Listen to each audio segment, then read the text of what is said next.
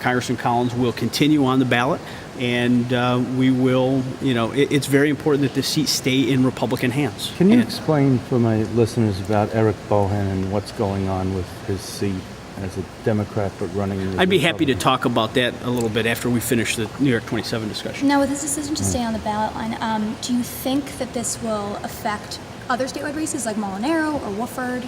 Well, obviously, everything goes on in the same marketplace with the same voters. I mean, we believe that we have a highly motivated Republican conservative base, especially in New York 27, because there's no one less popular than Andrew Cuomo.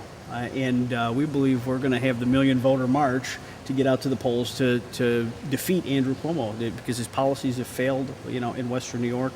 His economic development, policies have led to, arrests and convictions. And we really strongly believe that Western New York will be a strong foothold for Marcus Molinaro in this campaign. So it seems like you're off of New York 27. Can you answer my question now? No, I said I will talk about that with you separately. No, they don't care about Eric, but they have not might. asked a question about Eric. I They don't actually have a care. question. No, I lost it. Are you guys still going to be looking for someone to replace Chris Collins on the ballot as a Republican? Or are you guys going to still? That is now closed. I mean, Congressman Collins has all the cards in this situation. He is, from the beginning of this, I've always said that we would be able to substitute him with his cooperation. He's no longer cooperating with our scenario, so we move forward. He is the nominee of the Republican Party, and he controls that. So we will move ahead. We need to hold the seat in Republican hands.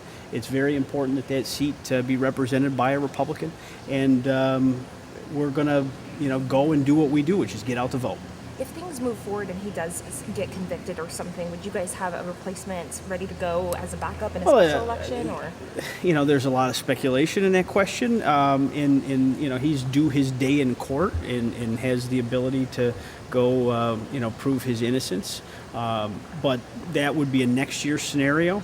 We got a sampling through our interviews of the talent level that is there. I mean, we had 10 very excellent candidates show up and want to be candidates for Congress, people that I think we could easily get behind, that would bring a wide variety of talents and experience to the congressional seat. So I feel very good that if in the future the seat is to open up, we have great options. I was wondering what you thought of Kathy Hochul today. She was at the rally in New York City and kind of crowing over the possibility that Collins would go to jail.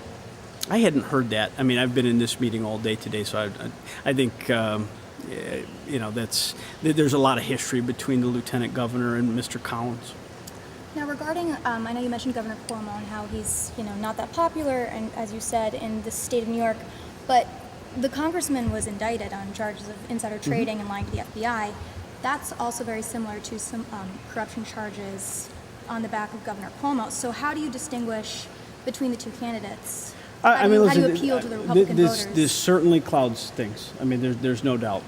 One is official action with official resources, with our tax dollars, and another is actions within a private company. I'm not weighing in on guilt or innocence.